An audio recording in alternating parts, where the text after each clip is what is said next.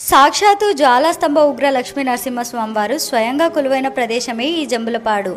ఇది తాడిపత్రి నుండి 7 కిలోమీటర్ల దూరంలో ఈ ప్రదేశం మనకు దర్శనమిస్తుంది. ఈ ఆలయంలో లక్ష్మీ నరసింహస్వామి వారు ఎక్కడా లేని విధంగా ఒక స్తంభంలో నుండి దర్శనమిస్తారు. ఈ స్తంభం మీద జ్యోతి 365 రోజులు వెలుగుతూనే ఉంటుంది. అందుకే స్వామిని జ్వాలా నరసింహస్వామి వారని కూడా పిలుస్తారు. ఈ ఆలయానికి సుమారుగా 200 సంవత్సరాల చరిత్ర కలిగి ఉంటుందని పూజారి గారు తెలిపారు. ప్రతి సంవత్సరం ఉగాది పండుగ రోజున వైభవంగా స్వామివారికి కళ్యాణోత్సవం జరుగుతుందంట. ఇటువంటి చరిత్ర కలిగిన మహిమాన్విత ఆలయాలను మన చుట్టుపక్కనే పెట్టుకొని ఎక్కడికెక్కడికో వెళ్తూ ఉంటాము. ఈ ఆలయంలో ఉండే స్వామివారి స్తంభం చెలవారిపల్లె మరియు జంబులపాడు వాస్తవులకు కలిపి ఒకేసారి భూమిలో ఉండి దొరికిందంట. అప్పుడు ఇరు గ్రామాల వారు స్వామివారిని తమ గ్రామంలో ప్రతిష్ఠించుకోవడం కోసం గొడవ పడగా స్వామివారే ఒక భక్తుని ఒంటిపై పూని ఒక ఊరి వారికి పూజ, ఇంకో ఊరి వారికి గుడి అని సమానంగా పంచుకోమని తెలిపారంట.